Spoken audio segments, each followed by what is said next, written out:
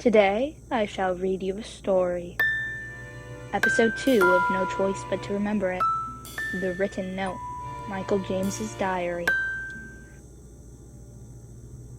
I got a note. Okay, for a first diary entry, this is maybe not the best thing to start off with.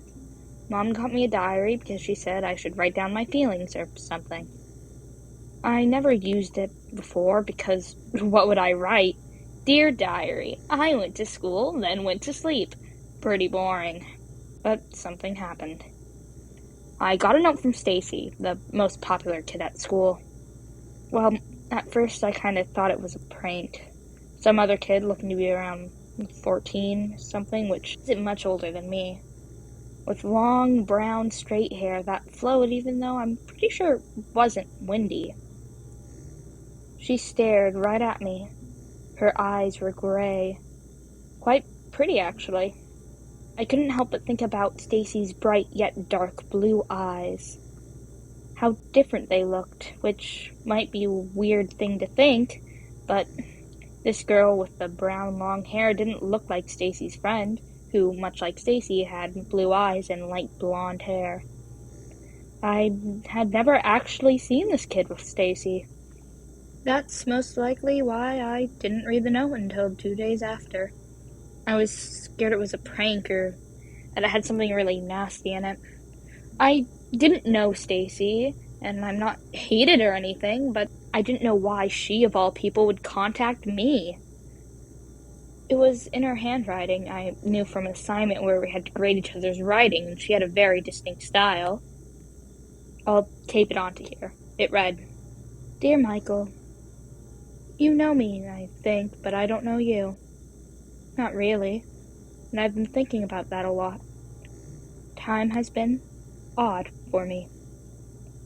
I can't talk to others about it. I don't think you'll understand. But I have to get it out, and you've always had such a nice style. I felt it for a while, something in my heart, little flutters, and I couldn't move. Felt like my heart stopped and everything was so desperate to move again, to live.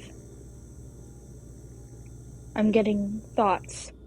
People who I was rude to, people who I've walked past on the street, people who know me, want to know me, but I've ignored them. I feel bad when I think about this. I fear I don't have much time left. Nothing is physically wrong, but I just feel it. I sent Amy out to give you this. I've been talking to her for a little. I think she knows something is wrong. I met her in the park, and I trust her not to read this. I'm not sure when it started. In the middle of the day, I think? What's your favorite flower? Mine's chrysanthemum. They're quite pretty. Your stranger, Stacy. There's the note. I regret not reading it earlier because today was the day that she died. I came to the graveyard with lilies. They're my favorite flower. As I walked, I felt a poke on my shoulder. I looked around and saw Stacy. She said lilies are a good pick for a favorite flower, as I put them on her grave. She was holding chrysanthemum in her hands, and looked right at me with sad gray eyes, and a light smile on her face. She thanked me, and then handed me a chrysanthemum. It was real. I took it home. It's in my room. It's been a few hours and it hasn't died. But I can't help but reread her note. I hope I'm imagining it, but today I thought of people who I haven't thought of.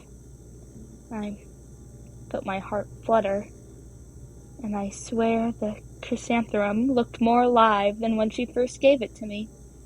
And I'm starting to think, maybe I didn't talk to enough people. Maybe I should write to someone. Maybe chrysanthemums are my favorite flower.